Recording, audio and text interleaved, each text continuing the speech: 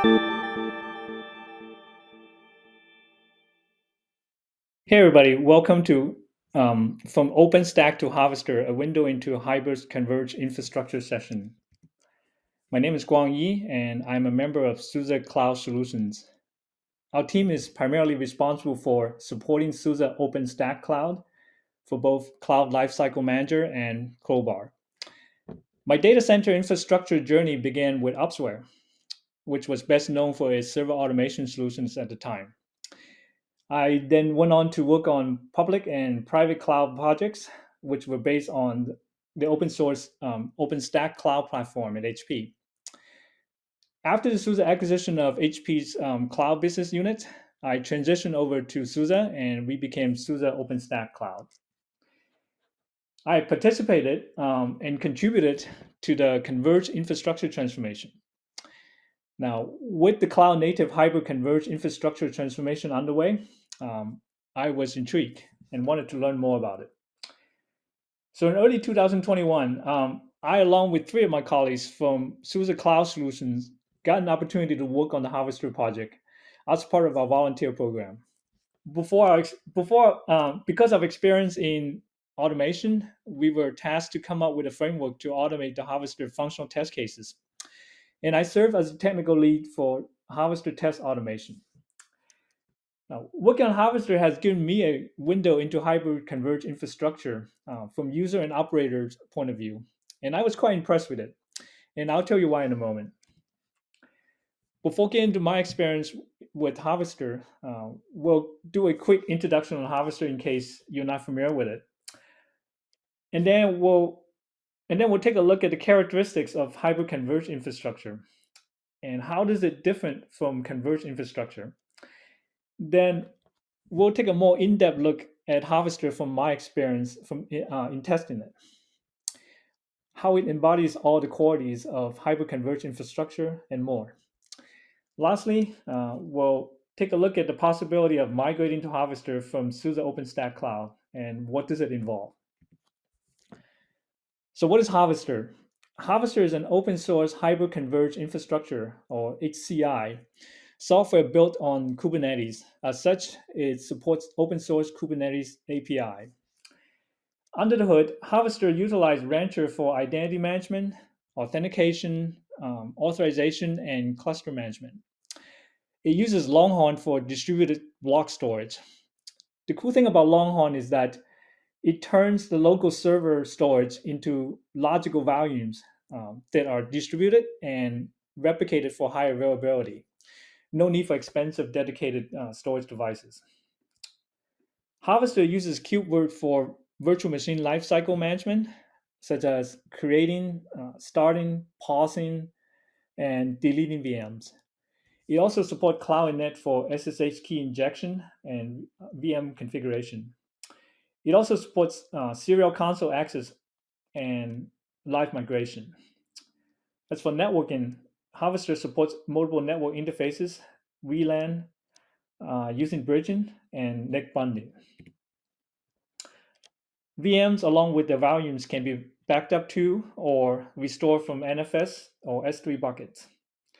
It supports Harvester Terraform provider, which is important for automation using infrastructure as code. Harvester is tightly integrated with Rancher for multi-cluster management. For example, you can import multiple Harvester clusters into Rancher and manage them all centrally. You can easily achieve multi-tenancy by assigning the appropriate security policies for accessing those clusters.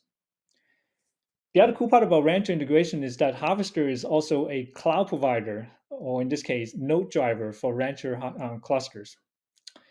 In other words, you can create a Rancher cluster on Harvester VMs. Harvester also has a built-in monitoring integration with Prometheus and Grafana. For installation, Harvester provides ISO images. It also provides kernel, RAM disk, and root FS images for Pixie or iPixie boot. It also supports air-gap environment where internet access is not possible. So I borrowed this from the Harvester. I borrowed this Harvester architecture diagram from the official Harvester online documentation. As you can see here, Harvester is running on all the bare metal nodes. At each node, it uses Longhorn for storage management and Kuberoot for VM lifecycle management. The VMs can either use the default network or VLAN network or both.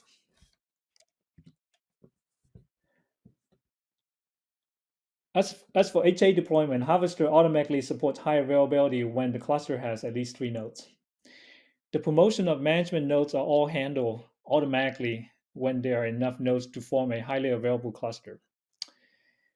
Just to be aware, in order to avoid a split brain situation, a highly available cluster should have odd number of nodes. But that's something that users should not have to worry about. Harvester took care of that internally, all without any user interactions. So what are the characteristics of hyperconverged infrastructure? Well, first of all, it is software-defined infrastructure for compute, storage, and networking resources, which means they are completely virtualized and completely decoupled from the hardware. HCI is fully integrated. This means you get virtualized compute, storage, and networking resources out of the box from a single vendor, which means there's no need to worry about the complexity of deploying and managing them separately or getting them from different vendors. The software-defined approach makes HCI simple and nimble and easy to deploy, easy to manage, and easy to operate. It can also be easily scaled up by upgrading the node or scale out by adding more nodes. And lastly, it is designed to run on commercial off-the-shelf servers, which makes it cost-effective. There are notable differences between hyperconverged infrastructure and the converged infrastructure, which is CI. HCI is fully integrated, where CI is more about integrations with different vendors. Resources are treated as building blocks in CI. HCIs are cloud-like or lightweight cloud, as it only focus on compute, storage, and networking. While CI, on the other hand, is more flexible, adapting to different hardware and supporting different vendors. It also offers more services and building blocks to build a more comprehensive cloud with all the bells and whistles. HCI is simple, nimble, and easy, as I mentioned before, in terms of deployment, operation, and scale. While CI is complex, but is more flexible because of integrations. HCI is software defined 100%, while CI is more hardware defined. HCI runs on commercial off-the-shelf servers, like I mentioned before, while CI can run on expensive specialized hardware from different vendors. Now, let's take a more in-depth look at Harvester from my experience in testing it. Coming from SUSE OpenStack Cloud, the first thing I noticed was that there was no separate control planes, data plane, and compute nodes. They're all integrated into a single unit. Storage, in this case, Longhorn, is a service running on the same node as compute, which means Longhorn runs on every single node. Same with compute. There are no separate storage controllers or storage nodes. Harvester supports single node deployment if you don't want high availability. I think that's what makes it attractive for edge computing as well. In contrast, SUSE OpenStack Cloud does not support single node deployment. The entry scale model requires at least 3 controller nodes and a compute node, and 3 more storage nodes if storage is also deployed. So instead of 1 useful compute node in SUSE OpenStack Cloud, you can have 7 highly available Harvester nodes, all with compute and distributed storage. Also, like I mentioned earlier, Harvester cluster is managed by Rancher under the hood. Adding or removing a node is super easy. A node get automatically promoted to a management node as needed. For example, when the cluster reaches 3 nodes, it will become an HA cluster by promoting the remaining 2 nodes to management nodes. Harvester has built-in monitoring integration with Prometheus and Grafana. SUSE OpenStack Cloud, on the other hand, require 3 additional nodes for monitoring deployment. As mentioned earlier, one drawback with the all-in-one integrated approach is that it is inflexible because of limited customizations and integrations. I think because of its limited scope, Harvester is intended to be used as cloud-like or a lightweight cloud, if you will. It is focusing on supporting cloud-native workloads. For other workloads, it may need to be deployed. It may need to be deployed in conjunction with external infrastructure or tooling. For example, if you need a load balancer amounts to VMs, you may need to deploy an external load balancer in front of VMs with static IPs, for example. It also has no support for PCI or device passthrough. Harvester has specific hardware requirements like x86-64 CPUs architecture, SSD disk, and so on. Likewise, for networking capabilities, it only supports VLANs and NIC bonding. In contrast, SUSE OpenStack Cloud offers a wide range of components that can be used to build a more comprehensive cloud. For example, you can deploy additional services like Octavia for load balancer as a service, Designate for DNS as a service, Barbican for key management, Ironic for bare metal provisioning, Manila for shared file systems, and Swift for object storage, and so on. But that's not to say that Harvester can't work with any of those external cloud services. You can absolutely augment Harvester to work with those. You can configure Harvester to back up VMs to S3 buckets, for example. Or you can configure the VMs to use external load balancer or proxy for public access. Now, the software-defined storage aspects of Harvester. Harvester uses Longhorn for distributed block storage, like I mentioned before, which means is that storage is distributed and replicated for high availability. This also means is that the VM storage is distributed amongst all the nodes. There's no local storage as far as VM is concerned. With Longhorn, there's no need for expensive dedicated storage devices. It basically utilizes the local server storage, like SSDs, and turn them into distributed logical volumes. It can easily be scaled up by adding more disk to a node, or scale out by adding more nodes.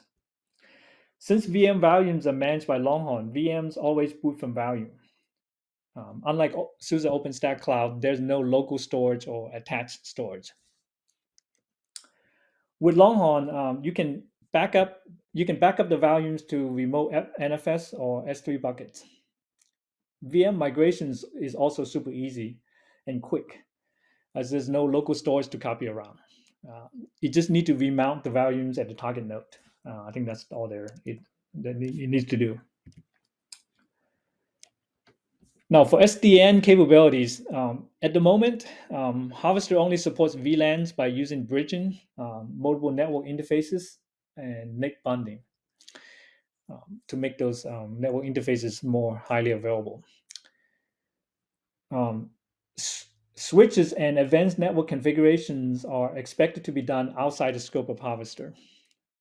It doesn't have all the SDN capabilities that, say, SUSE OpenStack Cloud Neutron has. It doesn't support any of this sophisticated overlaying. For example, it has no support for things like virtual routers, virtual networks, and subnet ports, security groups and rules, floating IPs for public access, and so on. But with public access, you may need to assign a static IPs to the VMs and set up the routing using CloudNet. You can do that with Harvester VMs. Harvester is very easy to deploy, from my experience. It provides ISO images for deployment, like I mentioned before. You can either do manual installation from a terminal, or automate it using Pixie or iPixie boots. It also works It also works with third-party bare metal provisioning platforms like OpenStack Ironic, Crowbar, Cobblers, and etc. Harvester also supports air-gap environment, which means that you can deploy it without internet access. Deploying Harvester is incredibly easy. You can literally get a node up and running in minutes. Compared to SUSE OpenStack Cloud, even with the entry scale deployment, it takes hours, if not more. Um, just to give you some more perspective, the SUSE OpenStack Cloud 9 Lifecycle Manager deployment guide in PDF is about 645 pages. Uh, Let me repeat, it's 645 pages. Compare that with Harvester installation manual, which is less than 30 pages. Harvester is also very easy to operate. It leverages Rancher under the hood for authentication, authorization, and cluster management. You can import the Harvester clusters into Rancher and manage them there centrally.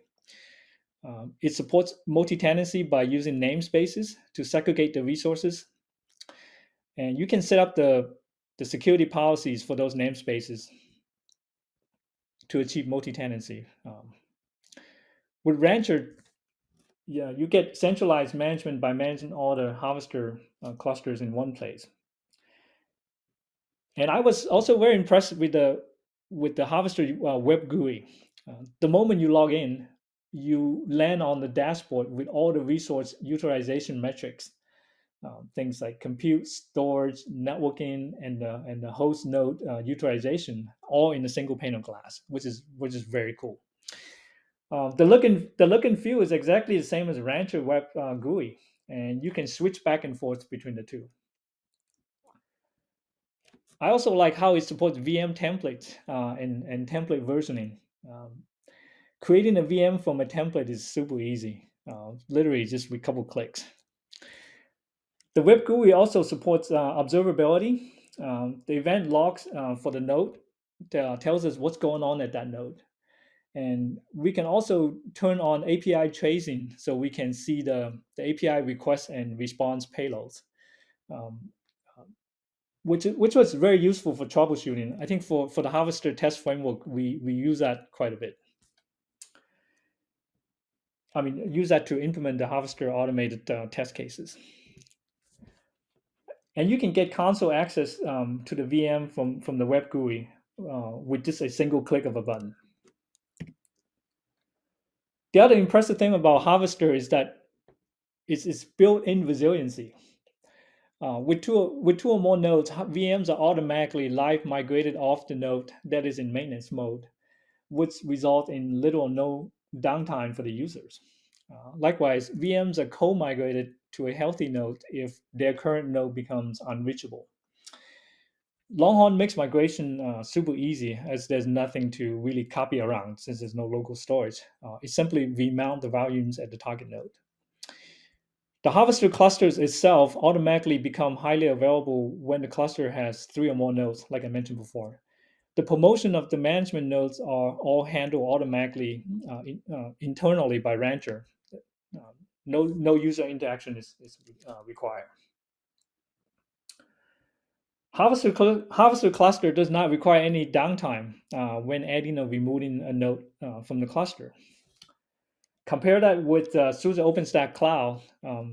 SUSE OpenStack Cloud doesn't really have any self-healing capabilities like Harvester. Cluster management is rather cumbersome.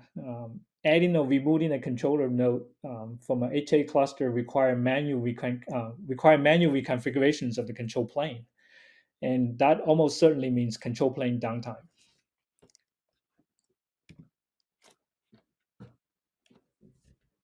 So is it viable to migrate workloads from SUSE OpenStack Cloud to Harvester? Well, it depends on the workload. Let's take a look at some scenarios. Let's say if you're running cloud native applications on Rancher with SUSE OpenStack Cloud as a cloud provider, migrating those over to Harvester should be pretty straightforward. But if you're currently running cloud native applications with SUSE OpenStack Cloud Magnum, for example, and Magnum is also known as container as a service in OpenStack. I mean, you should seriously consider migrating over to Rancher and Harvester to reduce the complexity. I mean, that's a lot of complexity there. Now, but if you're running traditional applications, your mileage may vary. So there are many factors involved, which may be tricky. I mean, things like, does your application require comprehensive cloud infrastructure? Does it need advanced networking capabilities, like more sophisticated network overlaying, like I mentioned before? Load balancing amounts to VMs, floating IPs for public access, for example. Can those capabilities be offloaded to an existing networking infrastructure outside the scope of Harvester? If so, you may be able to restructure those workloads to decouple the two areas of concerns.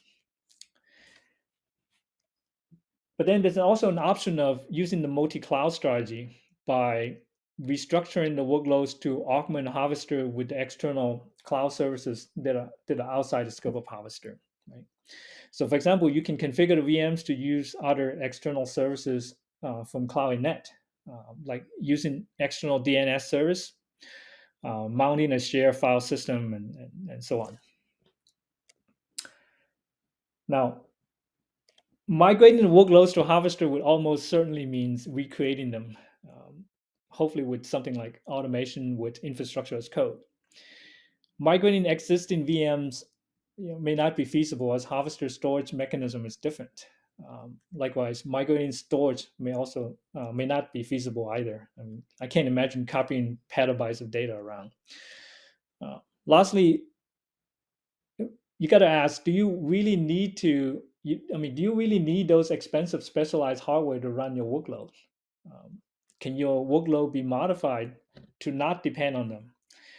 If so, by switching over to Harvester, it may save you money and reduce complexity, which makes your ROI looks even better. Finally, what does it involve in migrating over to Harvester? I can think of a few areas. If you just want to replace SUSE OpenStack Cloud with Harvester on the existing hardware, assuming they meet the Harvester requirements, that should be pretty straightforward. We did that in our lab, by the way, when we repurposed our existing SUSE OpenStack Cloud environments, and was able to keep the existing VLANs the same. And those were the tag VLANs configured at the physical switch. If you are using infrastructure as code to orchestrate your workload, you may need to update your code to use Harvester Terraform provider if you're using Terraform, for example. As for images, you can stash them in a place that is accessible by Harvester, even as simple as a local file system, a local web server, or over an S3 bucket somewhere. There may also be additional configuration changes to work with the external dependencies, like external proxy configurations, load balancers, DNS, share file systems, and so on. And lastly, I mean, if there's any way you can restructure or re-architect your workload to make them more cloud native, I think that's also well worth the investment. With that, I want to thank you for attending. Please feel free to reach out if you have any more questions. Thank you.